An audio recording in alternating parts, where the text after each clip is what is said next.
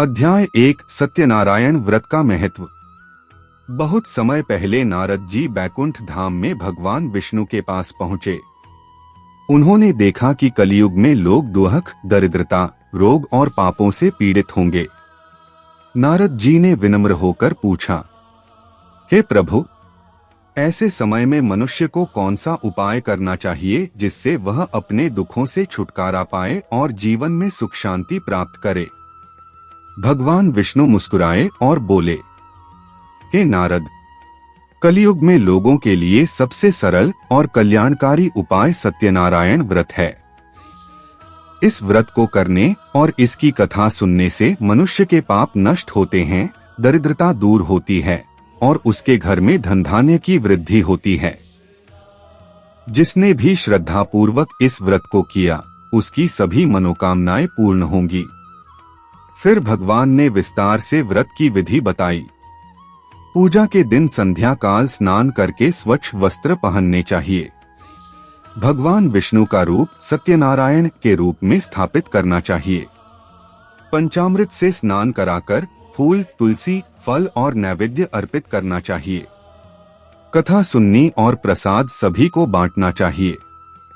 इसके बाद नारद जी ने प्रणाम किया और कहा, हे प्रभु, अब मैं इस व्रत का संदेश मनुष्यों तक पहुंचाऊंगा, जिससे वे भी इसका लाभ प्राप्त कर सकें।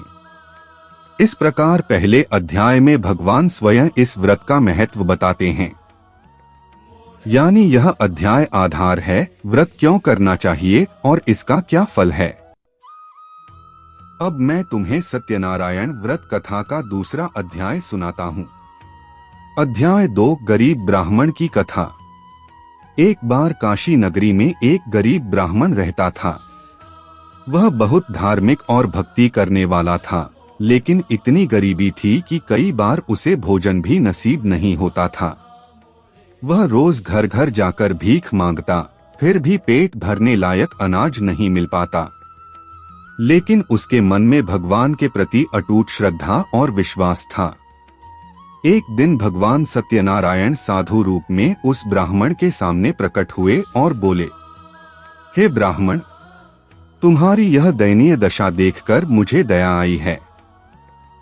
यदि तुम मेरी श्रद्धा से पूजा करोगे और सत्यनारायण व्रत करोगे तो तुम्हारे जीवन की सारी दरिद्रता दूर हो जाएगी। ब्राह्मण ने हाथ जोड़कर कहा, प्रभु, कृपा करके मुझे बताइए कि यह व्रत कैसे किया जाता है।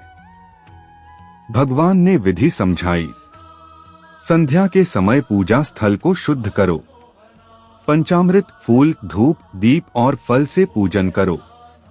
कथा सुनो और प्रसाद का वितरण करो। गरीब ब्राह्मण ने अगले दिन बड़ी श्रद्धा से व्रत किया। उसके घर में धीरे धीरे अन्न और धन की वृद्धि होने लगी। लोगों ने देखा कि उसका जीवन बदल गया है। ब्राह्मण ने भगवान का धन्यवाद किया और जीवन भर सत्यनारायण व्रत करता रहा।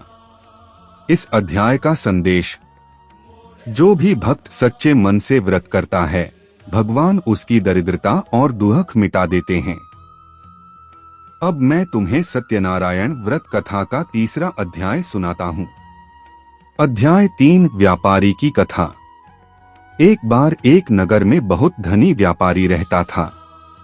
उसके पास अपार धन था, नौकर चाकर थे, वैभव था, परंतु उसके मन को कभी शांति नहीं मिलती थी। वह लोभ और अहंकार से भरा हुआ था। एक दिन वही व्यापारी उस गरीब ब्राह्मण से मिला, जिसने सत्यनारायण व्रत करके अपनी दरिद्रता दूर कर ली थी। व्यापारी ने पूछा, भाई, तेरे जीवन में इतनी समृद्धि कैसे आई? पहले तो तू दरिद्र था। ब्राह्मण ने श्रद्धा से उत्तर दिया, हे व्यापारी, यह सब सत्यनारायण भगवान के व्रत का फल है। यदि तुम भी यह व्रत करोगे तो तुम्हें और अधिक सुख समृद्धि मिलेगी। व्यापारी ने व्रत करने का निश्चय किया। उसने बड़ी भक्ति से सत्यनारायण व्रत किया।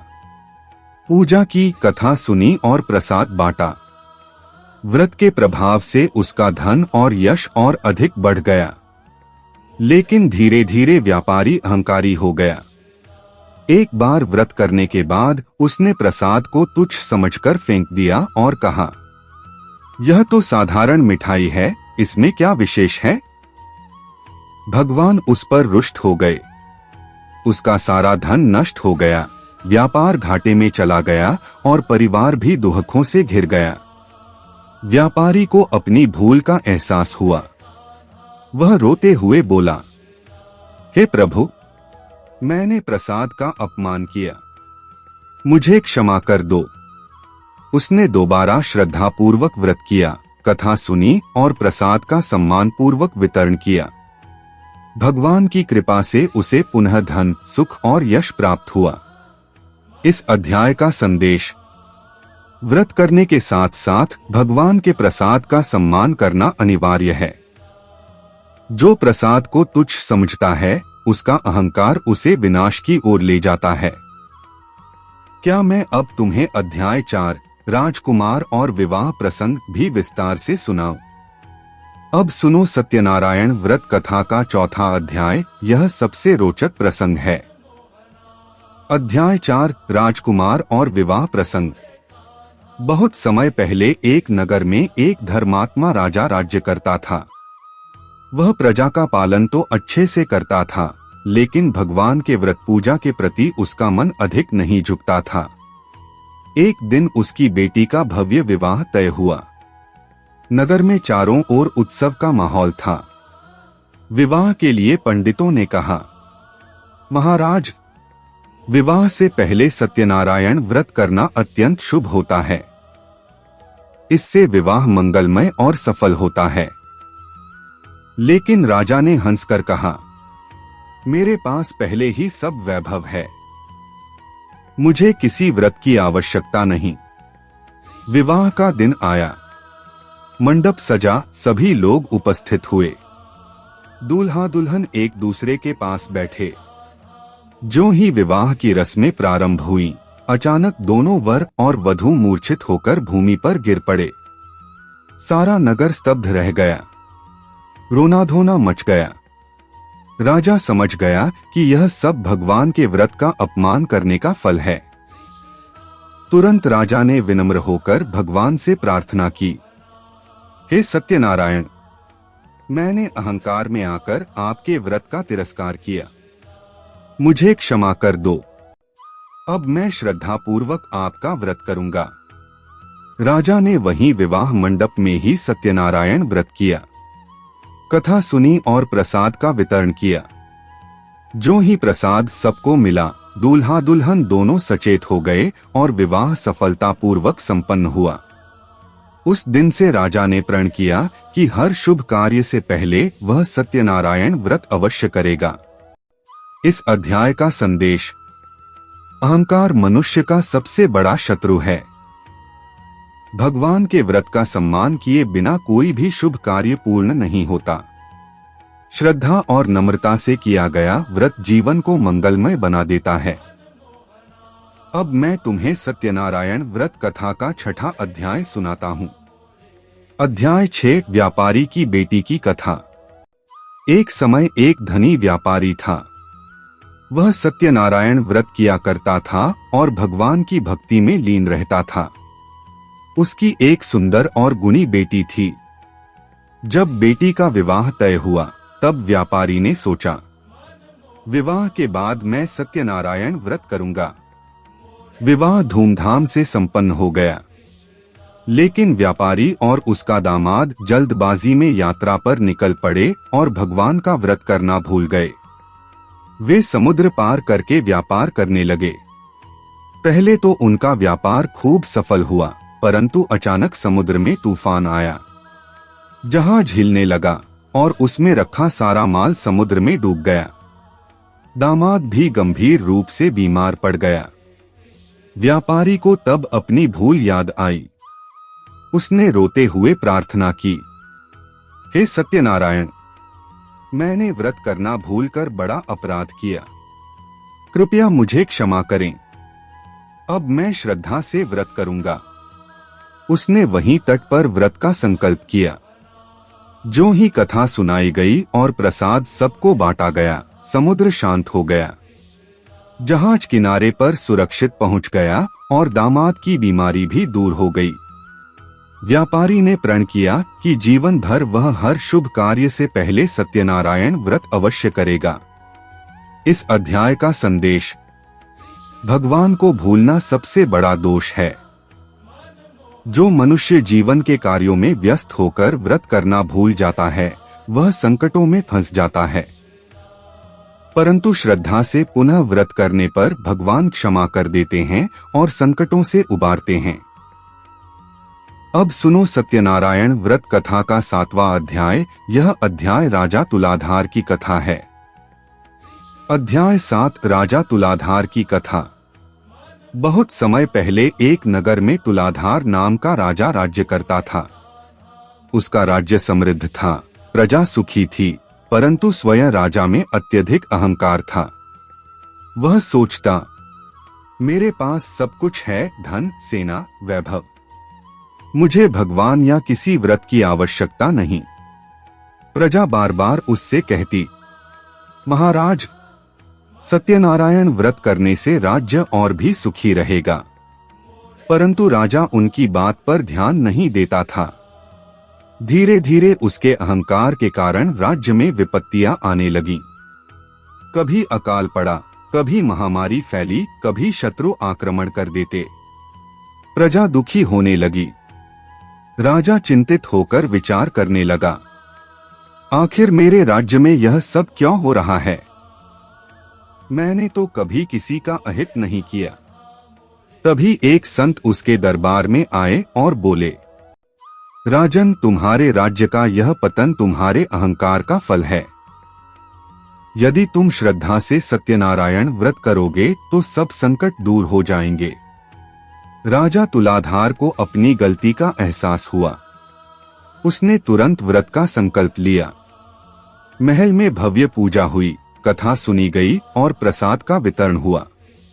व्रत के प्रभाव से अकाल मिट गया, बीमारियां दूर हो गईं और शत्रु भी परास्त हो गए। राज्य फिर से समृद्ध हो गया। राजा तुलाधार ने नम्र होकर कहा, अब मैं जीवन भर अहंकार नहीं करूंगा और हर महीने श्रद्धा से सत्यनारायण व्रत करूंगा। इस अध्याय का संदेश: अहंकार से बड़ा कोई शत्रु नहीं। सच्ची श्रद्धा और विनम्रता से भगवान की शरण लेने पर संकट मिट जाते हैं। शासक ही नहीं, हर मनुष्य को जीवन में व्रत और भक्ति अपनानी चाहिए। अब सुनो सत्यनारायण व्रत कथा का 8वां अध्याय। यह भक्त और चोरी की घटना है। अध्याय 8 भक्त और चोरी की घटना। एक नगर में एक भक्त रहता था। वह हर महीने श्रद्धा से सत्यनारायण व्रत करता, कथा सुनता और प्रसाद बांटता। उसके घर में सदैव शांति और सुख का वातावरण रहता था। एक बार जब वह व्रत कर रहा था, उसी समय एक चोर उसके घर में घुस आया। वह सोच रहा था, यह आदमी पूजा में व्यस्त है, मैं आराम से सारा धन चुरा लूंगा। चोर जैसे ही अलमारी खोलने लगा, अचानक उसकी आंखों की रोशनी चली गई।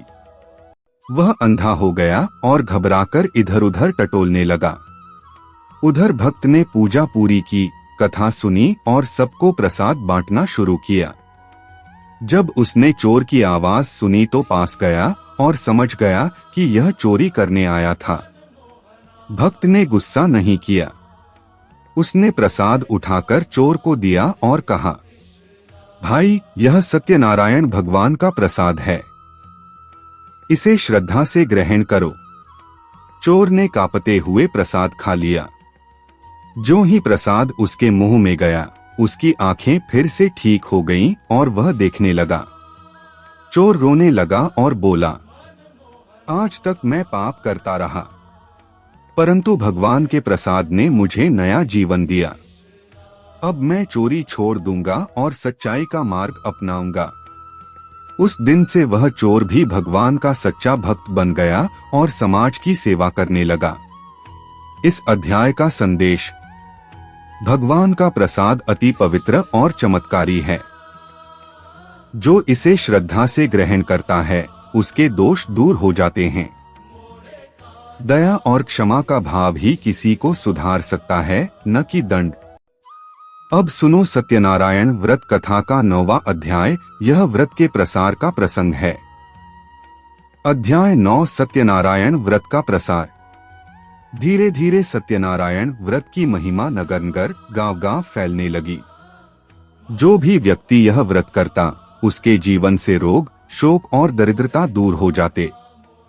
किसान व्रत करते तो उनकी फसलें हरी भरी हो जाती। व्यापारी व्रत करते तो उनका व्यापार बढ़ता और लाभ होता।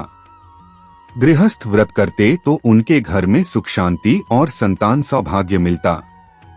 साधु संत व्रत करते तो उन्हें आत्मिक शांति और ज्ञान की प्राप्ति होती। एक समय ऐसा आया कि हर उत्सव, हर विवाह, हर शुभ कार्य से पहले लोग सत्यनारायण व्रत अवश्य करने लगे। कथा सुनना और प्रसाद पाना उनके जीवन का पवित्र हिस्सा बन गया। नारद जी ने देखा कि मनुष्य व्रत कर रहे हैं और उनके जीवन में सुख समृद्धि आ रही है। उन्होंने प्रसन्न होकर भगवान विष्णु से कहा, हे प्रभु, आपके बताए इस व्रत ने कलियुग के लोगों का जीवन बदल दिया है। अब वे दुहक से मुक्त होकर आपकी भक्ति में लीन हो रहे हैं। भगवान विष्णु बोले, हे नारद, यही मेरा संकल्प है कि जो भी मनुष्य सच्चे भाव से यह व्रत करेगा, उसका कल्याण अवश्य होगा। इस अध्याय का संदेश। सत्यनारायण व्रत केवल एक पूजा नहीं, बल्कि जीवन का मार्ग है। इसका प्रसार पूरे समाज को सुख, शांति और समृद्धि देता है। कथा सुनना और सुनाना ही पुण्यफल प्रदान करता है। अब मैं तुम्हें सत्यनारायण व्रत कथा का 10वां और अंतिम अध्याय सुनाता हूँ। अध्याय 10 उपसंहार, भगवान का आशीर्वाद। जब नारद जी ने भगवान विष्णु से यह कथा सुनी और पृथ्वी पर आकर इसे मनुष्यों तक पहुंचाया, तो सभी ओर सत्यनारायण व्रत का महिमागान होने लगा। जो जो भक्त श्रद्धा से यह व्रत करता, उसके जीवन में चमत्कार घटते। किसी की दरिद्रता मिटती, किसी की संतान की इच्छा पूरी होती, किसी का रोग दूर होता और किसी के घर में सुख शांति भर जाती। भगवान स्वयं कहते हैं, जो मनुष्य श्रद्धा पूर्वक सत्यनारायण व्रत करेगा और कथा सुनेगा, उसकी सभी मनोकामनाएं पूर्ण होंगी। जो प्रसाद का आदर करेगा, उसे अनंत पुण्य मिलेगा। और जो यह कथा दूसरों को सुनाएगा, वह मेरे लोक को प्राप्त होगा। इस प्रकार यह व्रत कलियुग में सबसे सरल और सबसे प्रभावकारी उपाय माना गया। इसे करने से न केवल व्यक्ति का जीवन सुधरता है, बल्कि पूरा समाज सुखी और समृद्ध बनता है। अंत में कथा सुनने सुनाने वाले सब भक्त प्रसाद ग्रहण करते हैं और कहते हैं, सत्यनारायण भगवान की जय। इस अध्याय का संदेश। भगवान सत्यनारायण का व्रत करने से सभी दुख मिटते हैं। कथा सुनना और प्रसाद ग्रहण करना अमोघ फल देने वाला है। यह व्रत केवल साधन नहीं, बल्कि भगवान से जुड़ने का एक पवित्र मार्ग है।